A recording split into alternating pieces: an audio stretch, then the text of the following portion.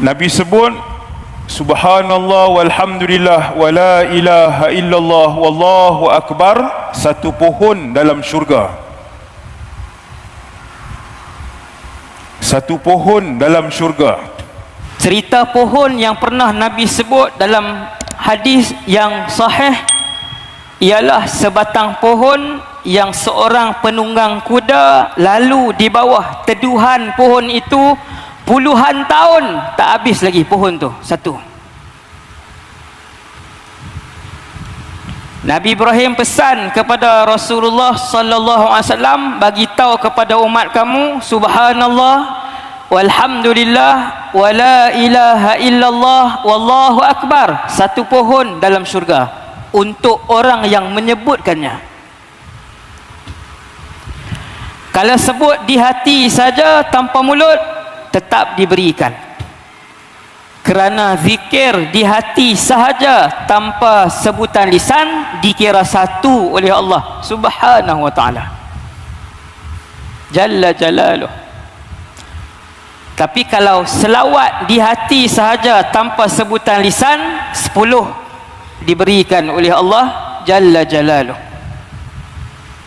sallallahu alaihi wasallam. Tersebutlah hati boleh tanpa sebutan lisan. Itulah perihal hati yang kita akan bawa sampai dalam syurga insya-Allah.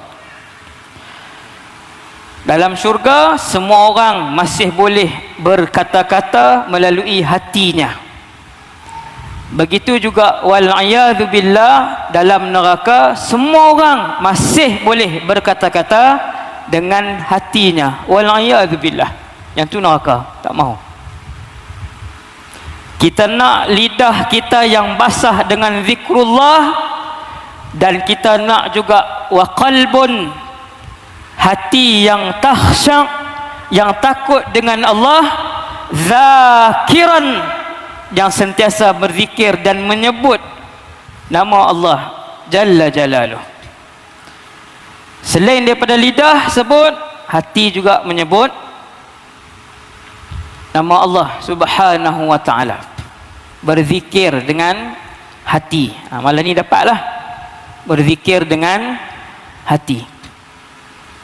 Tak pernah tengok orang berzikir, kita tak pernah melihat orang tu berzikir depan kita, diam je orang tu di depan kita. Jangan lagi menghukum bahawa orang itu tidak berzikir, kerana boleh jadi dia berzikir dengan hatinya. Kerana antara tanda seseorang itu dekat dengan Allah adalah kurang makannya, kurang tidurnya, dan kurang percakapannya. Umat Rasulullah hari ini banyak makannya, kedai banyak, menu banyak. Diabetes paling tinggi di Asia, Malaysia. Dalam Malaysia pula yang paling tinggi diabetes, Kedah. Malu orang Kedah. Beras banyak, makanan murah. Di antara tanda orang itu hampir dengan Allah, rapat dengan Allah, dikasihi oleh Allah, kurang tidurnya, kurang makannya, kurang percakapannya.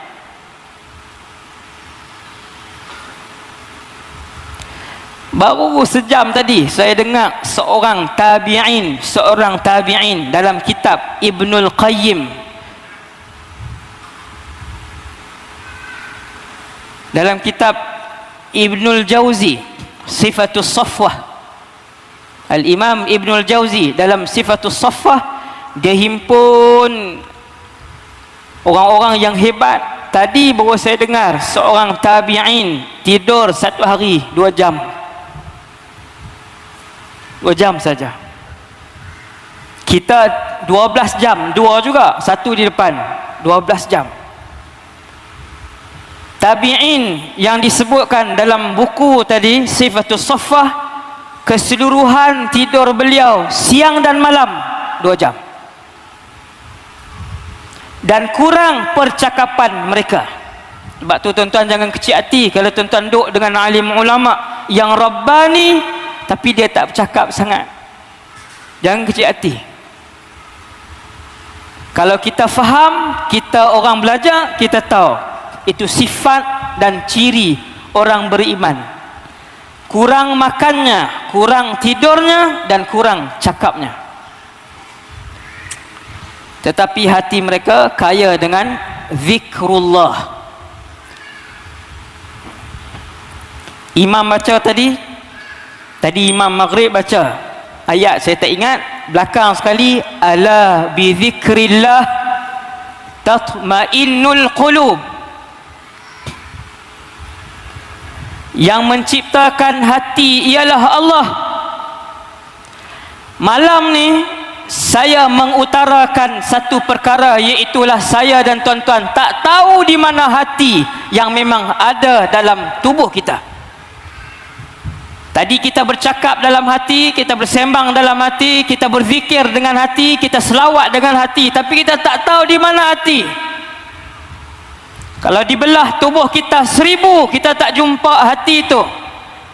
Pencipta, arkiteknya ialah Allah Subhanahu wa ta'ala.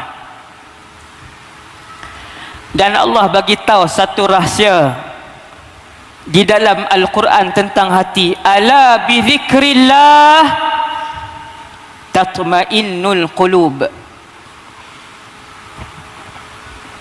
Ayat ni boleh print berserta terjemahan, lekat dekat pintu nak masuk bilik rumah. Maksud dia, Allah Ta'ala bagi tahu kepada kita, ni bukan hadis, ini ayat Quran. Sebab tu imam baca dalam solat tadi. Kalau hadis tak boleh baca. Ayat ni Allah bagi tahu tentang hati, bahawasanya ketahuilah. Ketahui siapa? Bukan kamera. Bahawasanya ketahuilah, bukan pintu. Bahawasanya ketahuilah wahai manusia, bizikrillah, dengan sebut nama Allah, tatmainnul qulub, hati akan menjadi tenang. Hati akan menjadi tenang. Bilangan orang sakit jiwa bertambah di Malaysia sejak 2009. Semakin menjadi-jadi. Pelajar sekolah rendah balik ke rumah baru darjah 2, letak beg, stres lah ibu, stres. Saya geram dengar perkataan stres, terutama bila budak-budak kecil sebut yang tak sepatutnya perkataan itu keluar dari mulut mereka. Bukan dia perkataan dosa, dia bukan perkataan maksiat. Tetapi apabila seorang kanak-kanak sebutkan bahawasanya dia tekanan, bermaksud suasana yang mengelilingi kanak-kanak itu adalah suasana yang maksiat dan suasana yang jauh daripada rahmat Allah Subhanahu wa ta'ala.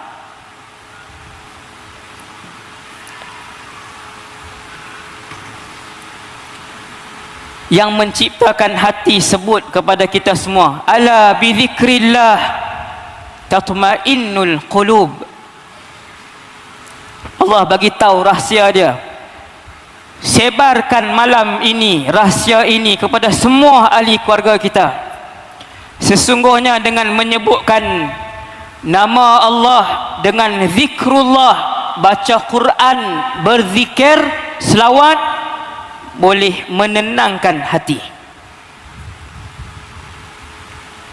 Tapi syarat dia mesti banyak. Syarat dia mesti banyak. Dia tak boleh 5, dia tak boleh 6 sebut subhanallah, subhanallah. Banyak. Sebab tu Tuhan sebut mereka memuji Allah siang dan malam, bukratan wa asila. Mereka memuji Allah, orang-orang beriman, ketika mana mereka duduk, ketika mana mereka bangun, ketika mana mereka berbaring, ketika mana mereka bersandar. Maksudnya banyak. Sebab tu jangan lupa habis solat Allahumma a'inni ala dzikrika wa syukrika wa husni ibadatik. Itu wasiat Nabi sambil Nabi pegang tangan Muaz. Itu wasiat Rasulullah. Rasulullah pegang tangan Muaz. Rasulullah kata, ya Muaz, inni uhibbuk. Wahai Muaz, aku sayang kamu. La tada'anna dubura kulli salatin. Jangan sekali-kali tinggal setiap kali bagi salam selepas salat. Allahumma a'inni ala dzikrika wa syukrika wa husni ibadatik. Lagi, wahai Allah, bantulah aku, a'inni, tolonglah aku wahai Allah, ala dzikrika, untuk sentiasa mengingatimu wahai Allah. Yang mengingatkan kita untuk menyebut nama Allah ialah Allah Jalla Jalaluh, bukan saya dan bukan tuan-tuan. Sebab itu sifat manusia-manusia beriman, zikirnya ketika dia bangun dia zikir, dia duduk dia zikir, dia berjalan dia zikir, dia memandu dia zikir, dia masak dia zikir, dia letak badan dia di atas katil dia zikir, dia celik mata dia sebut alhamdulillah allazi ahyana ba'dama amatana wa ilaihin nusyur, dia zikir. Masya Allah. Maka Nabi ajar, Allahumma a'inni ala dzikrika, wahai Tuhan, bantulah aku wahai Allah untuk sentiasa mengingatimu. Sangat nikmat apabila sesuatu hati itu sentiasa menyebut zikrullah. Sebab Nabi SAW bagi tahu dalam satu hadis bahwasanya seseorang manusia apabila dia buat satu kesalahan, sama ada dosa kecil ataupun dosa besar, nukitat fi qalbihi nuktatun, Allah akan titiskan satu titik hitam pada hatinya. Sebahagian kekasih Allah, awliya Allah, dia melihat hati itu. Sebab tu malu kalau jumpa para awliya, kita sangat malu. Tetapi sifat wali, dia tak pernah sebut keadaan dan aib orang di depan orang. Kalau sebut aib orang di depan orang, umum lagi sampai ribu-ribu orang dengar, itu sangat-sangat jauh daripada Allah Subhanahu wa ta'ala. Sifat orang yang bukan disayangi oleh Allah, Allah tutup maksiat yang dia buat, dia yang umum di hadapan orang. Wal'iyadzubillah.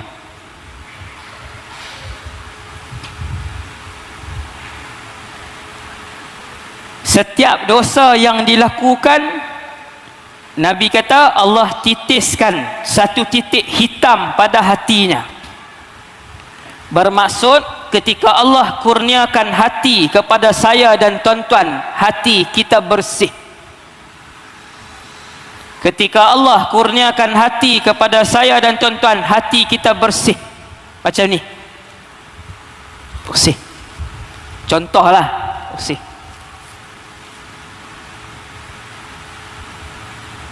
Tapi bila sekali kita buat dosa, ada satu titik hitam pada hati itu. Dan apabila orang yang berbuat dosa itu istaghfara rabbahu, dia mohon ampun dengan Allah, ataupun dia tinggalkan dosa tersebut, ataupun dia bertaubat kepada Allah, lalu dipadam titik hitam tadi. Itu hati. Dan apabila seseorang di kalangan hamba Allah melakukan dosa yang berterusan, dia buat dosa, kemudian esok dia buat dosa, petangnya dia buat dosa, malamnya dia buat dosa, keesokan paginya dia tambah lagi dosa, keseluruhan hatinya hitam legam.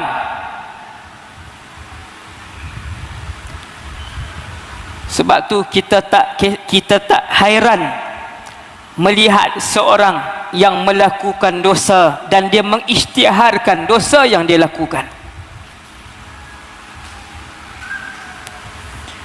Kita tak heran melihat di kalangan umat Rasulullah yang buat dosa pada waktu malam, kemudian esoknya Allah telah pun tutup dan satar dosa yang dia buat, dia yang umumkan kepada orang.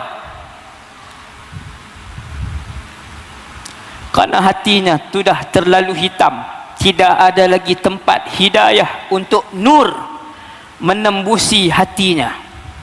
Lalu sahabat tanya kepada Nabi SAW, wahai pesuruh Allah, yang ni riwayat lain yang dhaif, tetapi riwayat hati boleh jadi kotor itu sahih. Apa yang dapat menyucikan hati? Taubat. Apa yang dapat menyucikan hati? Qiraatul Quran. Dan apa yang dapat menyucikan hati? Zikrullah, zikir. Beli tasbih, letak dalam poket.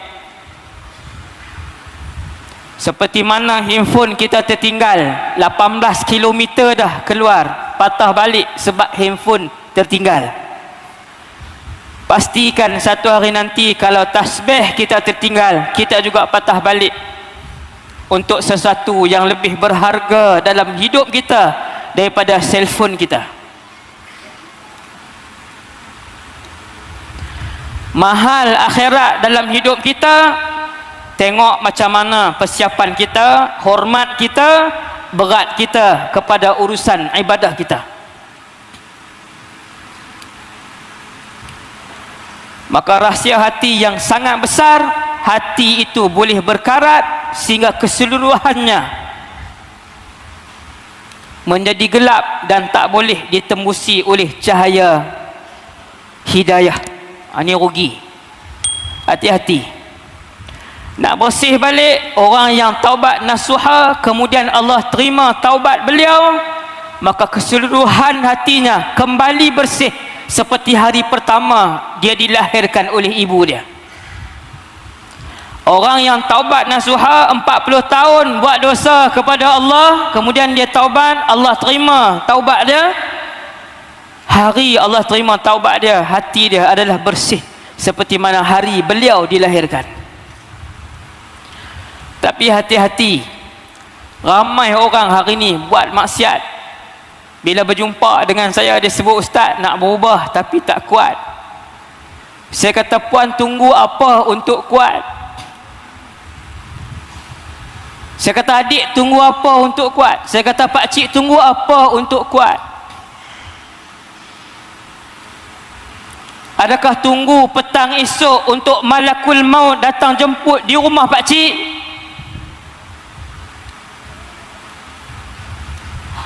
Ramai orang dia simpan pencen nantilah ustaz taubat.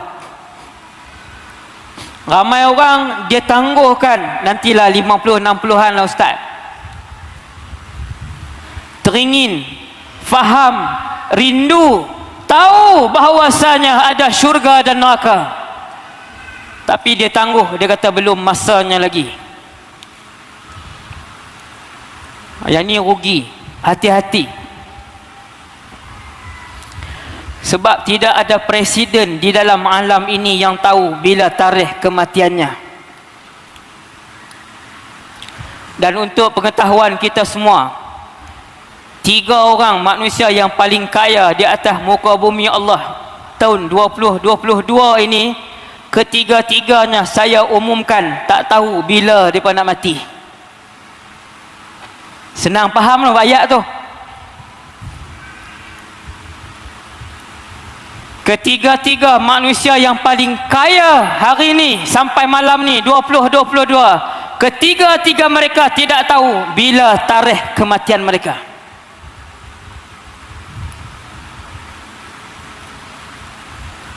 Sebab itu mengembalikan hati dalam keadaan seperti mana Allah menciptakan dia adalah perlu dan mesti dilakukan dengan segera.